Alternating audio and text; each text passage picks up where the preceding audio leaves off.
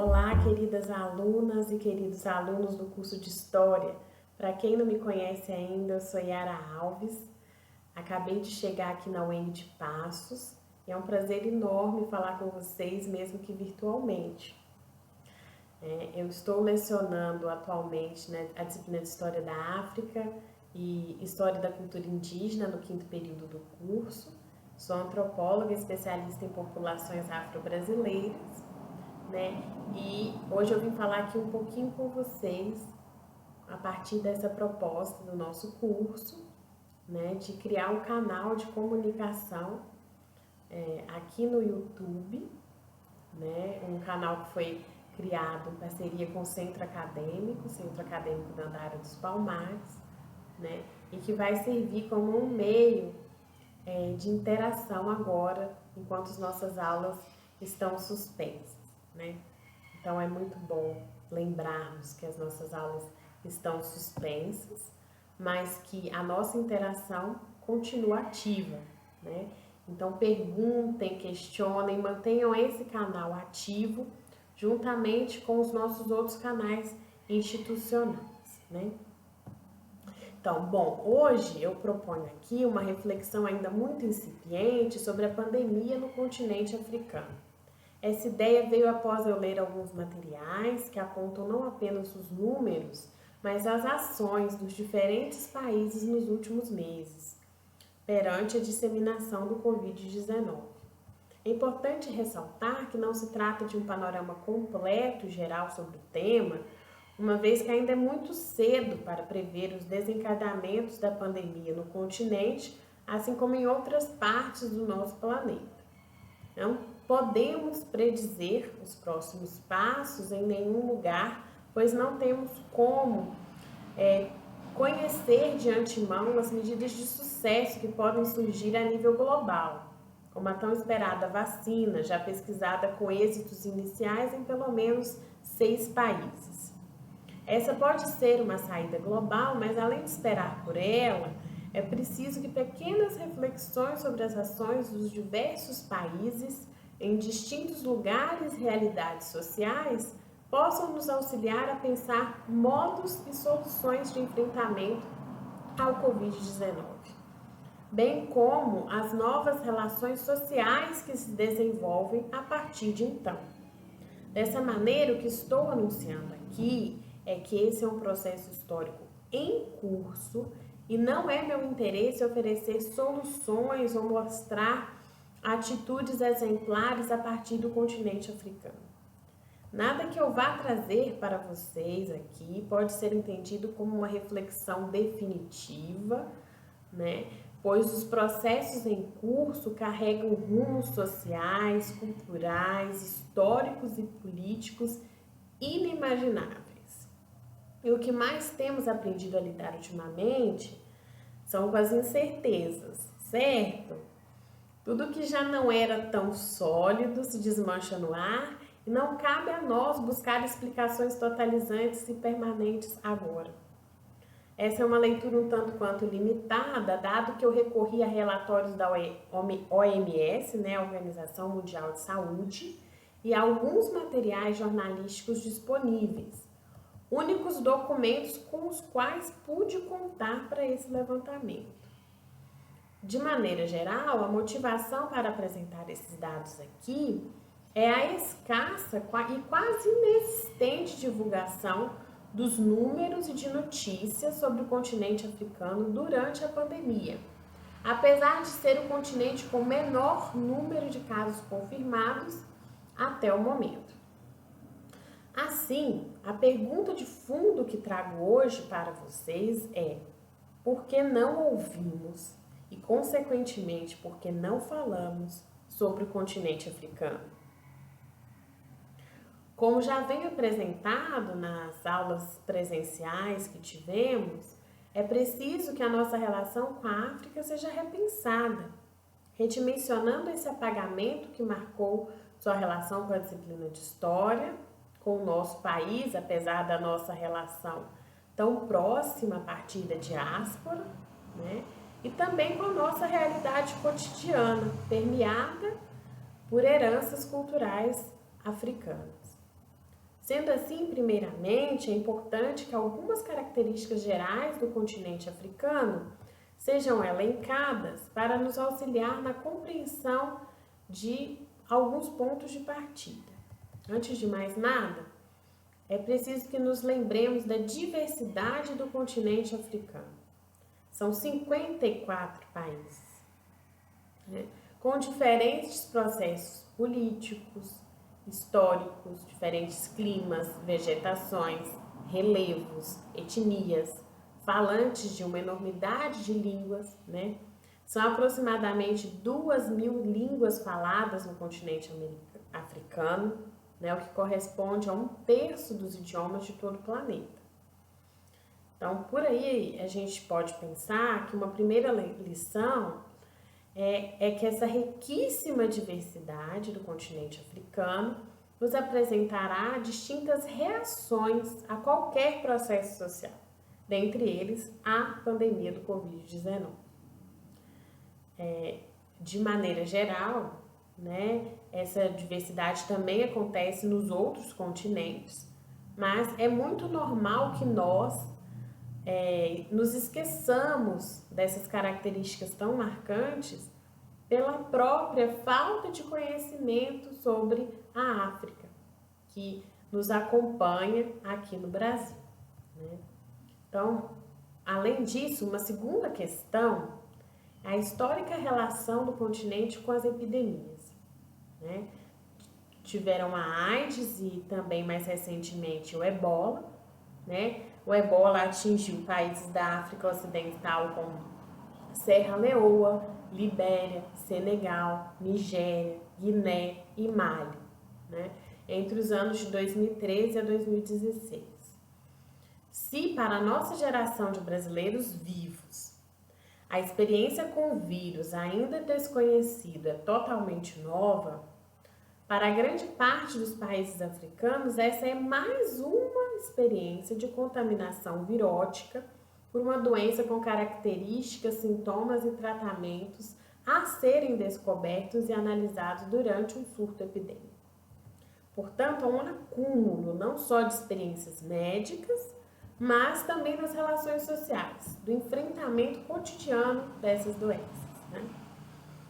E um terceiro ponto a ser considerado aqui é que a África corresponde ao segundo continente mais populoso do mundo, com mais de 1,2 bilhão de habitantes. Ela perde apenas para a Ásia, né? Ou seja, o impacto de um processo de contaminação em massa pode sim tomar dimensões gigantescas, com impactos desastrosos, principalmente em regiões onde há acesso restrito a água, materiais de higiene, leitos de UTI, respiradores, assim como acontece em parte significativa do nosso país, né? Tem acontecido.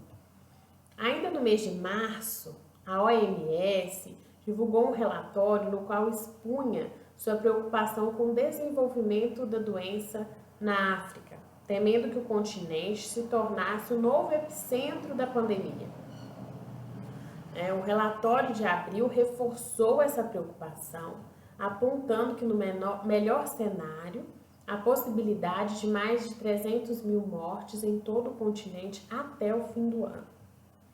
Contudo, de lá para cá, assistimos a um quadro ainda modesto de expansão da doença em comparação com outros continentes e é sobre isso que eu queria me deter agora, né? Então, de acordo com os dados disponibilizados pela OMS hoje, dia 18 de maio de 2020, o continente africano contabiliza 61.163 casos, com 1.748 mortes. Nas últimas 24 horas, são 2.500 novos casos e 38 novas mortes. Lembrando que se trata de um continente, né? Como eu disse, com mais de 1 bilhão de habitantes, né? Eu acho que é interessante aqui a gente comparar com as Américas, né? A do Sul, Central e do Norte, né, que tem uma capacidade populacional, né, um contingente populacional próximo ao continente africano, né? E se olharmos os números da OMS, também no dia de hoje temos 2.017.811 casos confirmados, com 121.609 mortes. Nas últimas 24 horas, foram 50.879 novos casos e 2.810 novas mortes. Somente nas 24 horas últimas, aqui no continente americano, tivemos mais mortes do que todo o continente africano durante todo o período da pandemia, desde o início até agora, certo? Então, além disso, eu acho que se a gente fizer uma regra de 3 simples, tem que ser uma regra de 3 simples, porque nós somos de humanas, né, a gente vai observar que é espantoso a proporção de casos do continente africano em relação ao continente americano. Os casos do continente africano correspondem a 3% dos casos do continente americano, né? Então, seguindo a mesma linha, podemos comparar os números do continente com o nosso país, né? E é claro, de novo que eu vou repetir, lembrando que a África possui 1 bilhão a mais de habitantes do que o Brasil, né? E é um continente e nós somos um país. Mas eu achei interessante fazer essa aproximação aqui. Então tá, vamos pegar os dados de hoje, 18 de maio. Hoje temos 233.142 casos no Brasil, com 15.633 mortes. Nas últimas 24 horas, são 14.911 novos casos e 816 novas mortes. São quase 4 vezes a mais o número de casos notificados do que o continente africano. E aproximadamente 9 vezes mais números de mortes do que o continente africano. Eu devo repetir, né? O continente africano tem 1 bilhão a mais de habitantes do que o Brasil, certo? Mesmo assim, nós temos 9 vezes mais mortos e 4 vezes mais infectados. Claro que esses dois números podem, em grande medida, eu imagino que tem subnotificação, certo? Tanto lá quanto aqui. Mas acho difícil que a subnotificação africana consiga ultrapassar a notificação brasileira, né? Dada a diferença gritante que esses números nos indicam, certo? Então, mais uma vez, e hoje eu estou retoricamente repetitiva, por que não falamos sobre o continente africano? O que nos limita a olharmos mais ao lado para o sul e reforçarmos nossos laços e parcerias com países que, inegavelmente, têm muito a nos ensinar. Administrativamente, pelo contrário, o que vimos na última semana foi mais uma medida de restrição ao diálogo com o continente, quando o presidente brasileiro fechou 2 embaixadas estratégicas criadas pelo governo PT, uma em Serra Leoa e outra na Libéria, e mais 5 no Caribe, né? Se no passado recente a diplomacia brasileira se voltou para a África, esquecida por décadas após o fim do tráfico negreiro, o movimento político atual novamente se vira de costas para o Atlântico Sul, medida que a médio e longo prazo pode nos gerar prejuízos incontornáveis. Mas, voltando ao tema que elenquei no início dessa fala, não podemos tomar o continente como um bloco único E é preciso que entendamos que países estão tomando medidas distintas, em cenários internacionais distintos, e isso influi diretamente em como a pandemia está sendo vivida em cada país. Para isso, selecionei 3 exemplos aqui: Angola, África do Sul e Moçambique. A Angola, no início da pandemia, era vista como um potencial foco da doença, com casos importados da China, uma vez que ela concentra a maior população chinesa no continente africano. São aproximadamente 250 mil, chineses. De acordo com a reportagem de Matias Alencastro para a Folha de São Paulo, todos os esforços angolanos se direcionaram para Luanda, né? Cidade e capital também, né, que mais cresce no continente africano e que possui voos internacionais diretos para Lisboa, né, capital de Portugal, que emplacou um número considerável de casos. De acordo com a reportagem, o Exército se tornou responsável por medidas severas, que até então não se sabe se serão verdadeiramente efetivas. Mas, de todo modo, a decisão de tomar medidas rápidas para evitar o contágio comunitário nas periferias de Luanda foi fundamental para não disparar a contaminação. É ainda impressionante que, apesar desses contatos com China e Lisboa, o país tenha notificado apenas 48 casos até o momento. Já sobre a África do Sul, é importante marcarmos que ela se constitui como a maior economia africana e os contatos internacionais são muito intensos. É atualmente o país com o maior número de casos confirmados de Covid-19 no continente. São 15.500 casos. E segundo a BBC, é considerado também o país com medidas mais rígidas do mundo, que incluem fechamento das fronteiras, proibição de todos os voos comerciais, internos e externos, e até mesmo restrição de compra de bebidas alcoólicas e cigarros. Uma das medidas de sucesso foi o pagamento de um auxílio financeiro àqueles que seriam prejudicados com o isolamento social, o que possibilitou a reclusão de um maior número de pessoas por um maior período de tempo. Mas o governo ainda se preocupa em como diminuir o contágio, que tem crescido progressivamente desde o início da pandemia. Um terceiro país, e um país também que sofreu diretamente com as restrições da África do Sul, é Moçambique. Antes da pandemia, ele já enfrentava uma situação política complexa, marcada por incansáveis anos da Frelimo no poder, com eleições sangrentas no ano passado e muita repressão aos conflitos da Renamo, força de oposição. Além disso, os 2 ciclones que atingiram parte do país em 2019 intensificaram os problemas econômicos e sociais. Para piorar o caso, que já não é muito positivo, o presidente não reagiu com a devida rapidez aos primeiros sinais da pandemia, principalmente porque não queria fechar suas fronteiras com a África do Sul, né, porque é o seu principal parceiro econômico.